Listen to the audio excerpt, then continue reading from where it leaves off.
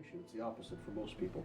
I'm in the center, me, and God is somewhere out there, depending on how religious you are. Once in a while, you'll kind of give some attention to God. Sometimes it's a little closer to you, sometimes further on the peripheries. But the goal is to have Him in the center always. And of course, when we have God in the center, what happens? Do we lose ourselves? Just the contrary. This is the thing that people never understand, and this is what makes people put God on the peripheries, is because they have this idea that the only way I will know myself, that I'll have control, etc., is by putting myself in the center. And of course, what do we see? The more selfish people are, actually it's just the opposite. They have nothing but pain. And on the contrary, the more we think in an opposite way, no, not me, God, focus on that divine, what is truly amazing is that it is then that we finally have peace. It's then that we have fulfillment. Everything that we claim that we're looking for, but constantly doing the wrong things in order to gain that peace, that joy, that happiness, that meaning. So by putting God in the center, we find ourselves. That's the greatest spiritual paradox. That's the most wondrous thing.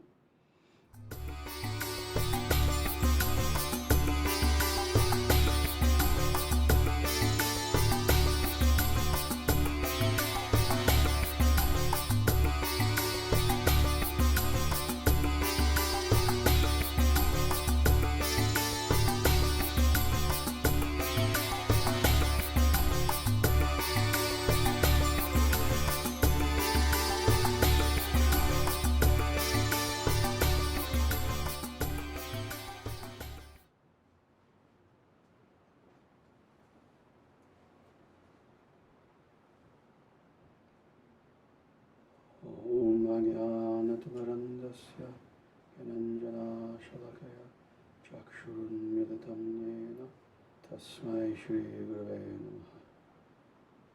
Jaya Shriman Narayana. Jaya Shriman Narayana. Jaya Shriman Narayana.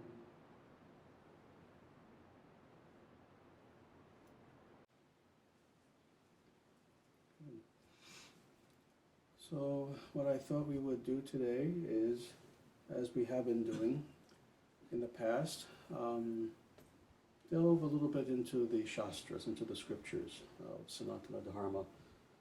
For the last few times that we've gotten together, I've been focusing specifically on one scripture, Srimad Bhagavatam, Bhagavata Purana, which is a very beautiful work. Have you heard of this book before? Srimad Bhagavatam? No. Very beautiful book. It's one of the scriptures of the Vedic religion. And the entire thing is focused exclusively on the divine, on God, the nature of God and how to know God. Essentially that's it. Because what else do we want to know on the spiritual path? What is God and how do we know that God? So that's what this entire book focuses on, Srimad Bhagavatam.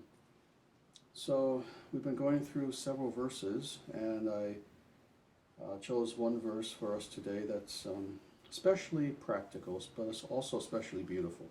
All these verses, in addition to being treasure houses of information, they're also beautiful.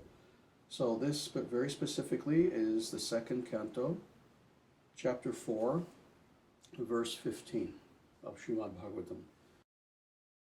And we'll just do the English. Let me offer my repeated obeisances unto the all-auspicious Absolute, about whom glorification, remembrances, audience, prayers, hearing, and worship can at once cleanse the effects of all negative reactions of the performer. Very nice. Very, very positive, very beautiful verse. This verse is doing several things. First and foremost, it's a sadhana verse. It's a verse that is describing precisely what are the practices that we are meant to perform in order to know the divine. Of course, not all of them, because all the practices can't be exhaustive, but this is discussing a few of the important practices. And more, it's describing precisely how powerful these practices are when they are focused on the divine. Precisely what I was talking about just a short time ago, having God as the center of all reality, as the center of everything that we do. What is the effect of this? The effect is that it is so powerful that any negative karma, any negative reactions that are coming to us as a result of mistakes that we've made in the past, things that we've done in the past that were not ethical, etc., those all become eliminated as a result of making God the center of our existence. That's how powerful it is to practice devotion toward the divine. Let's go through this a little bit, clause by clause. Let's begin with the first clause. Let me offer my repeated obeisances unto the all-auspicious Absolute. Let's begin first with what is the object of this clause, that all-auspicious Absolute. Here, of course, it's describing what is the goal, the artha, the goal of spiritual life. Is the goal power for the practitioner? Power? We want power, we want psychic power. Is that the goal of spiritual life? No. Not at all. Because what will happen? For most of us, we're egotistical and self-centered enough. If we had a lot of power on top of that, we'd be in trouble, and the world around us would be in a lot of trouble. The goal is not power. Is the goal simply knowledge? No, the goal is not simply knowledge in and of itself. Because again, knowledge also is merely a tool. There are plenty of people with plenty of knowledge who are evil people. Evil geniuses. To simply have an enormous quantity of knowledge is not enough spiritually. And I can go on and on. What is the goal? That Absolute. That Absolute. Again, making God the center of our reality. And then very nicely, in case we're not sure about what is the nature of that Absolute, what is being said here, and this is Sutta Goswami who's saying this, the all-auspicious Absolute. That Absolute qualified by the characteristic of all auspiciousness. Now, what is meant by all auspiciousness? That by definition, that Absolute is itself the center of all good. Anything auspicious that we can think of, anything good that we can think of, anything desirable that we can think of, God is the source of all this. So God is the all-auspicious Absolute. All right? So first, with that as a definition for why we are even doing any sort of practice, now let's go on. Let me offer my repeated obeisances unto that all-auspicious Absolute. This itself is a sadhana. This itself is a practice. This itself is a yoga. Because what is he saying? Of course, he is saying something which he desires us to replicate. Sutta Goswami being an enlightened being, a very advanced guru, he is, by his own example, by him saying this, basically telling us, offer your obeisances repeatedly. What is meant by obeisances? You see something or someone very powerful, and if you have some humility, what do? At least internally, if not physically, you offer your obeisances, you offer your respects. You can even be in nature. I've experienced this many times because, as people know, I love nature. You can be in nature, deep in nature, and be hiking, and then suddenly turn a corner, and now suddenly you're seeing the most wondrous thing. It can be a beautiful valley, it can be a massive mountain, it can be something awe-inspiring. And what's the first thing you do? At least that I do, at least internally, I have this attitude. Because I know I'm seeing something of grandeur. We have at least this feeling within us that, I am seeing something marvelous here. Well, what to speak then of when we are seeing that being who created even that marvel, all of the marvels of nature? When we're talking about God, what's the first thing that we do when we encounter God? I've spoken about this several times before, including at the Om Center and several instances that became videos later on YouTube. What do you do when you finally encounter the divine? Do you just kind of quickly go up to him and shake his hand and say, nice to meet you? Or right then and there, trembling, and not out of fear, but out of awe, out of marvel, trembling, do you not fall to your face and say, my Lord, I surrender everything that I am unto you? And then with humility, finally you get up and you face that which is the source of all reality. If we have humility and if we're sincere, that's what we do. Well, what is the path for knowing the divine? What is this bhakti, this devotion? It is a path such that our consciousness is situated on such a plane that at every given moment we are offering our obeisances repeatedly. And that's why this word repeatedly is used, unto the divine. Wherever we find ourselves, and this is why it's called God consciousness, is because wherever we find ourselves, we try to have this awareness and this consciousness of the divine, such that if we're driving our car, if we're at work, if we're taking a walk, if we're cooking, if we're doing anything within, we have this attitude that, my Lord, I offer my obeisances unto you.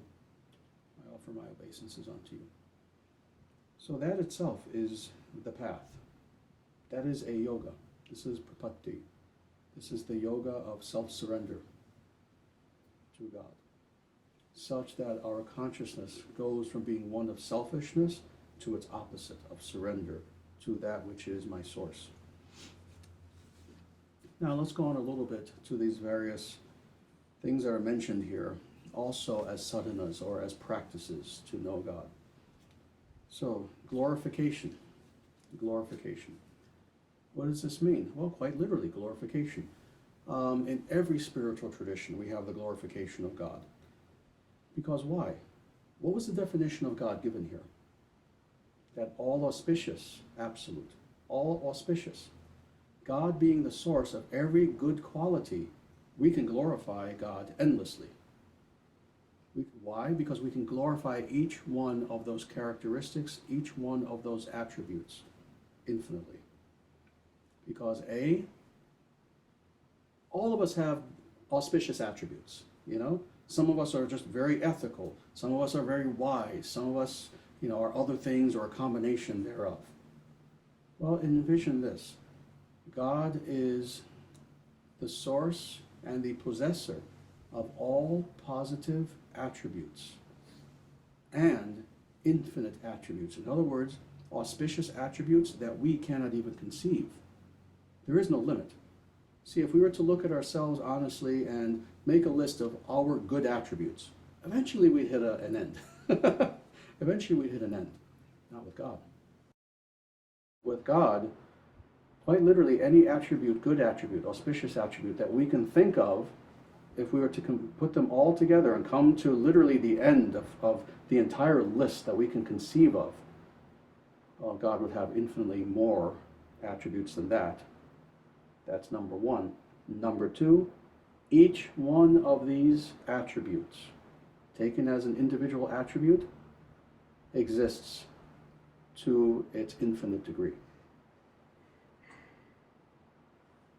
So again, looking at ourselves and our own attributes, we could say, oh, I'm a good person. All right, that is a positive attribute that we have. How good? There would be a limit to that goodness. There is a limit to every finite being. But if we speak of God, what are the limits of that goodness? What are the limits of that goodness? What are the limits of that beauty? What are the limits of that wisdom? What are the limits of that compassion? And on and on. There are no limits. So when we speak of glorifying God, what this means is speaking about meditating upon these attributes of the divine, these all auspicious attributes. All right. Remembrances, smaranam in the Sanskrit. This is another path that we are meant to follow. Quite literally remembering everything that is auspicious about God. Remembering everything that is auspicious spiritually, that will help us spiritually as well. What this means is What is a part of our path? A part of our path is taking into ourselves truth. What is a part of our path is reading the scriptures, reading the Bhagavad Gita, reading Srimad Bhagavatam, the book that we're discussing today, the Upanishads, other wonderful books that talk about the nature of God, that talk about the nature of reality, etc. Well, what do we do, again, in our day-to-day life when we don't have a sacred scripture right in front of us, and instead we're doing something else? We remember. We jog the memory again and again, smaranam. First, by rote. First, we do this as a practice. But then, eventually, like the person who is suffering from amnesia, what begins to happen? First, you do it purposefully. You try to remember, you try to remember, you try to remember, and then you remember. Then it comes to the point where for the person with amnesia, they're no longer trying, they remember who they are. This is what we are ultimately looking for, is this divine remembrance, where it's no longer remembrance in practice, but now I truly do remember what is A, my own nature as a spiritual being, and B, my relationship with that divine who always has been with me, but now I know, now I remember. All right. Let's go on. Audience. Audience. Darshana. Darshana. What does it mean to have audience of the divine? It means to be in the presence of the divine. With all of our sadhana, interestingly, we try to be in the presence of the divine. This is a very important concept. If one were to try to explain what is the nature of yoga, the nature of sadhana, of actual spiritual practice, it very simply is this: audience of the divine, upasana, what is called in Sanskrit upasana, proximity to God.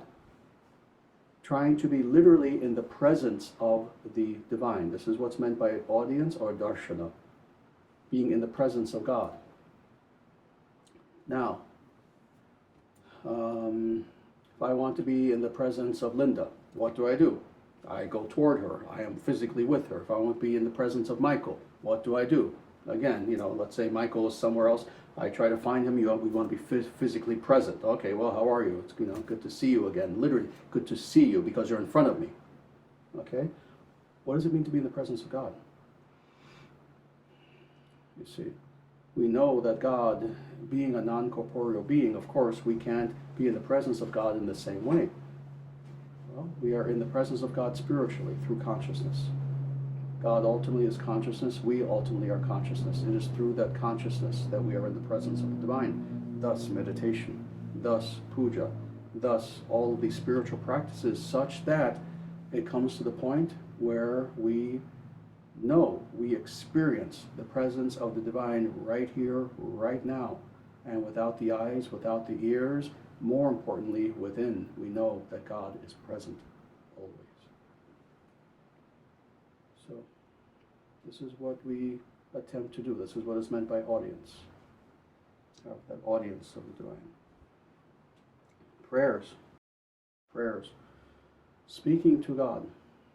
Speaking to God. Very, very important.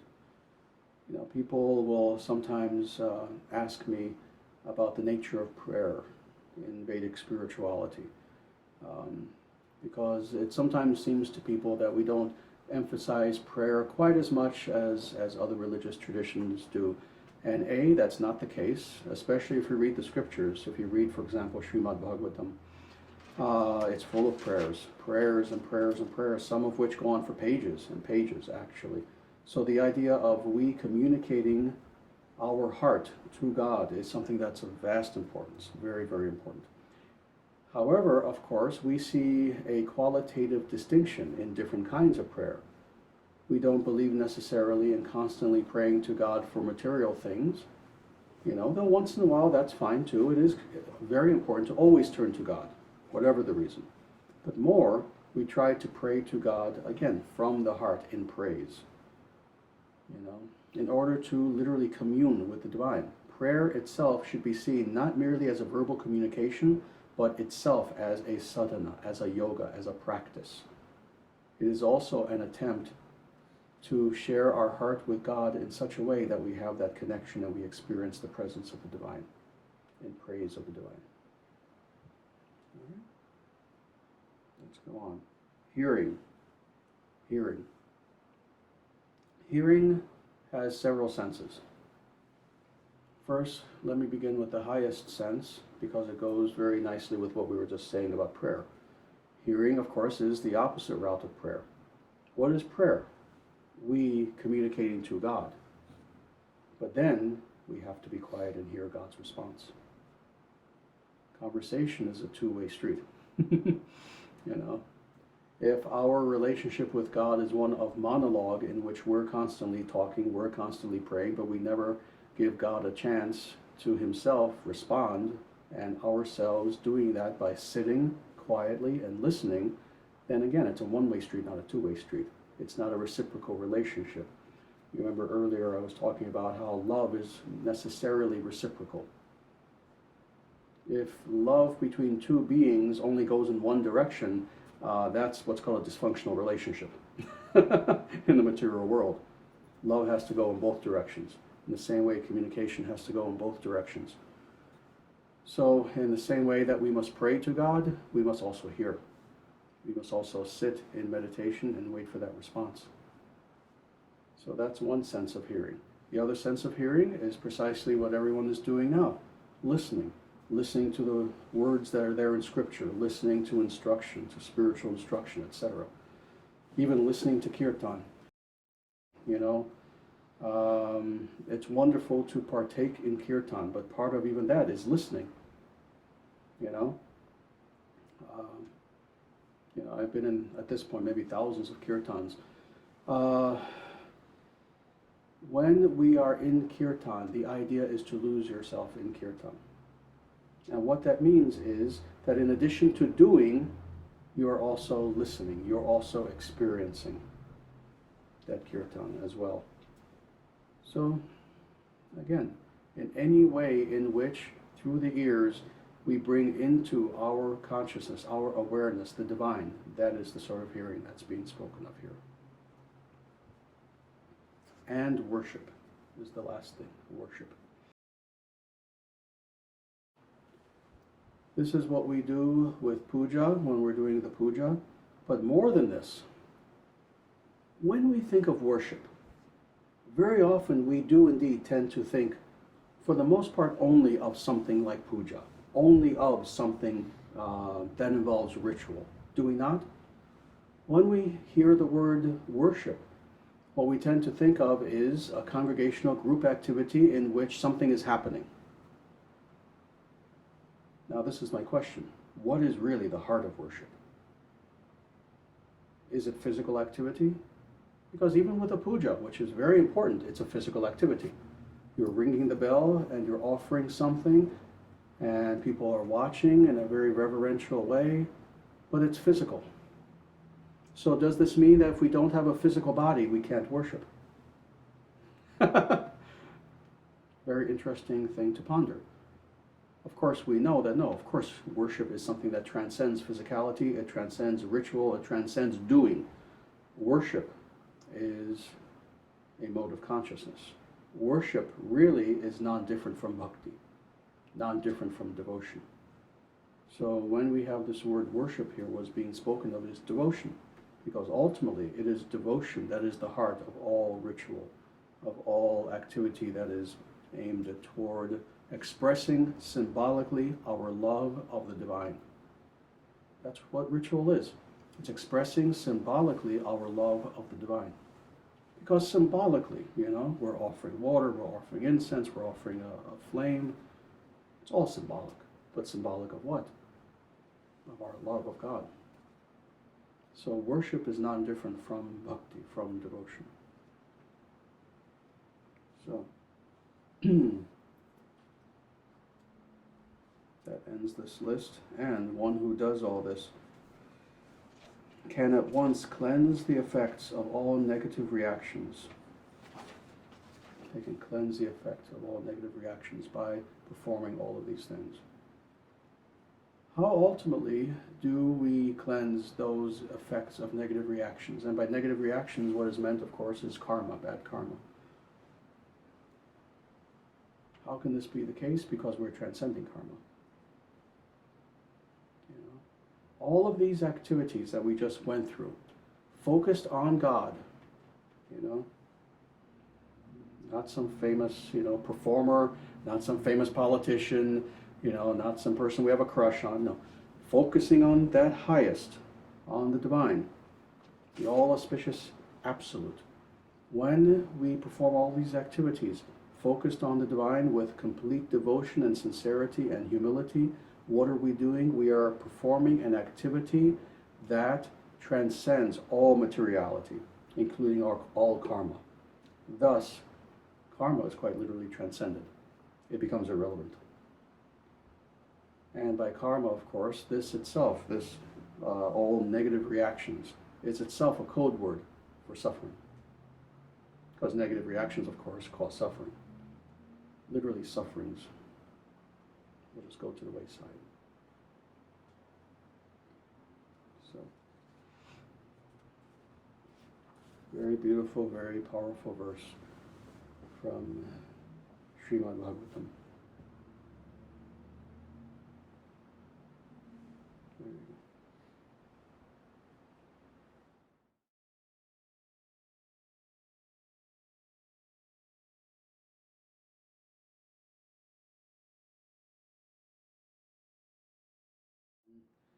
On the spiritual path, everyone has to ask that question eventually, because it's a very important question.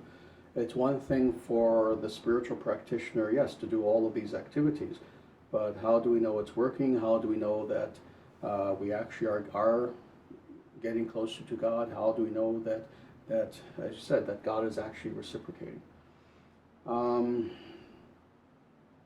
How does God reciprocate? Is the more to the point question.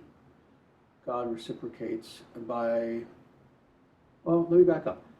How would anyone reciprocate in a loving relationship? In a loving relationship, you give to the other, even if it's just emotionally, and the other gives to you. Okay?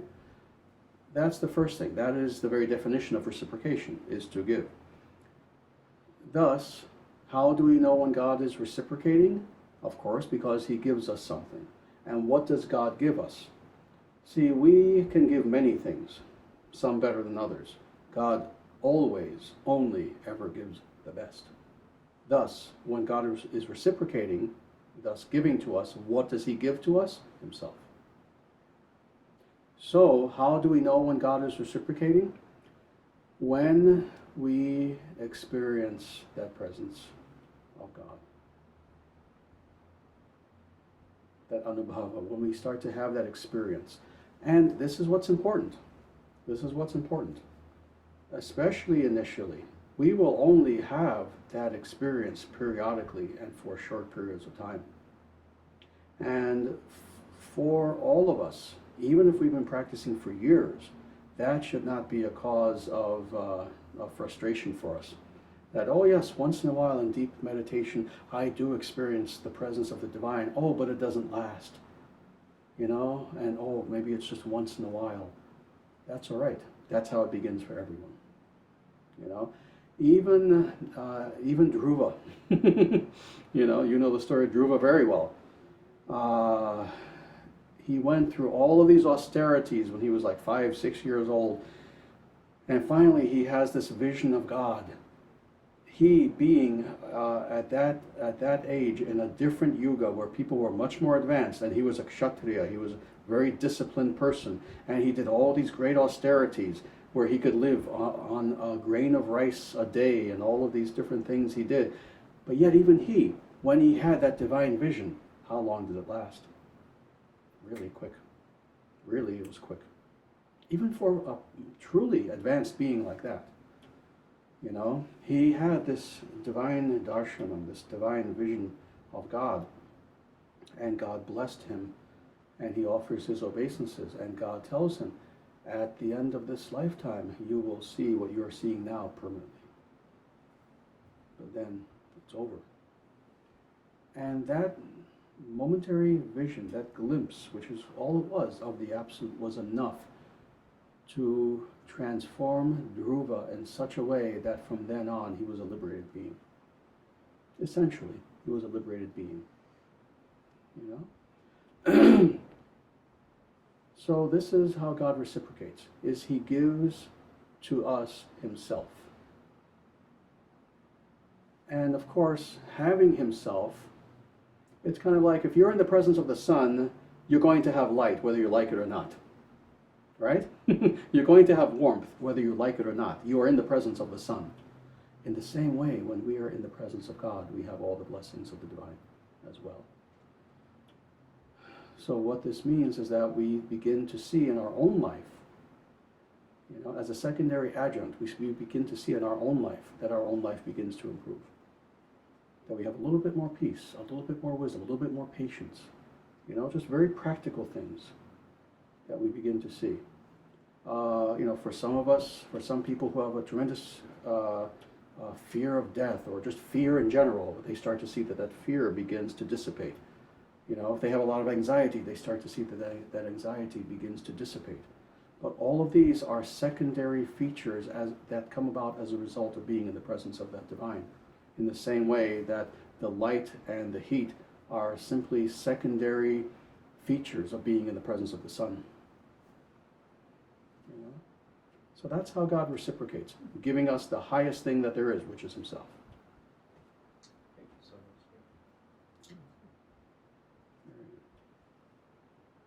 Very good.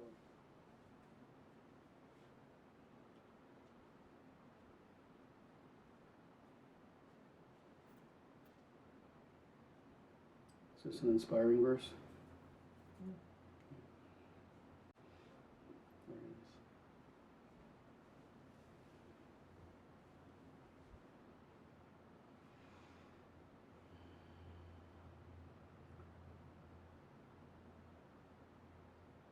God is Madhura, Madhura, Madhura Sundaram. That is the nature of the divine. That God is the sweetest, sweetest, sweetest beauty. That is the nature of the divine. And that is what we are all aspiring toward. It's said in the scriptures that in the same way that the little chubby little honeybees are flying around and they're looking for that nectar so they can create honey. In the same way, every living being is searching for sweetness. That's why we do everything we do. And God is Madhura, Madhura, Madhura Sundaram, the sweetest, sweetest, sweetest beauty. How's that for a definition for God? Something beautiful to actually meditate on. Because it's so unfortunate that people tend to sometimes have a very unhealthy relationship with God. God is judgmental. God is that which we are meant to fear, etc., etc. No, God is the sweetest, sweetest, sweetest beauty. Let's meditate on God in this form.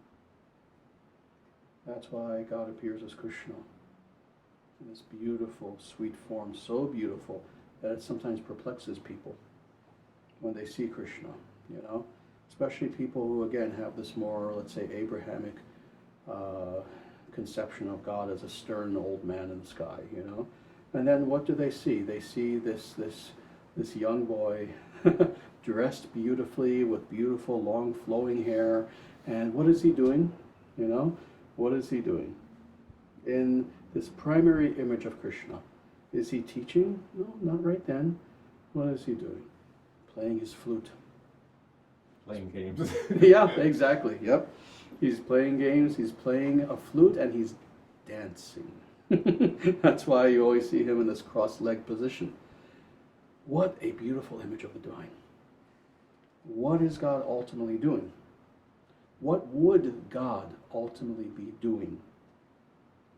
We tend to see God as God the scientist, God the creator. Oh yes, let me see what creations I can. God is Dr. Frankenstein, but in a good sense maybe, but still. God as the doer. No. What is God ultimately doing? What would he be doing? He would be that source of all beauty and of all joy and of all sweetness. Thus, God is dancing. So, that's what we aim toward. So with that, if there are no more questions, Jai Shriman Narayana.